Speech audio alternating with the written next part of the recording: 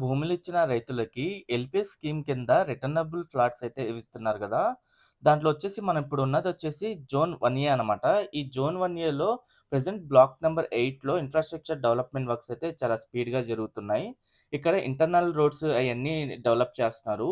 ఇందులో internal roads వచ్చేసి 17 మీటర్ల రైట్ ఆఫ్ వేతో ఉంటాయి. ఇంకా 15.6 మీటర్ల రైట్ ఆఫ్ వేతో అయితే ఉంటాయి. ఇంకా మెయిన్ రోడ్డు 25 మీటర్ల రైట్ ఆఫ్ వేతో కలెక్టర్ రోడ్ అయితే ఉంటుంది. ఆ కలెక్టర్ రోడ్ వర్క్స్ గాని, ఇంకా ఇంటర్నల్ రోడ్ వర్క్స్ అని చేస్తున్నారు. ఇంకా ఇన్‌ఫ్రాస్ట్రక్చర్ డెవలప్‌మెంట్ వర్క్స్ కూడా జరుగుతున్నాయి. స్టోమ్ వాటర్ గాని, పవర్ లైన్స్ గాని, ఐసీటీ లైన్స్ గాని అయన్నీ చేస్తున్నారు. దాని తర్వాత ఇంకా రియూజ్ లైన్ గాని అయన్నీ నిర్మిస్తారు. ప్రెజెంట్ వర్క్స్ ఎలా జరుగుతున్నాయో మీరు చూడండి. ఇదంతా బ్లాక్ 8 ఇందులో మొత్తం 5 బ్లాకులుంటాయి.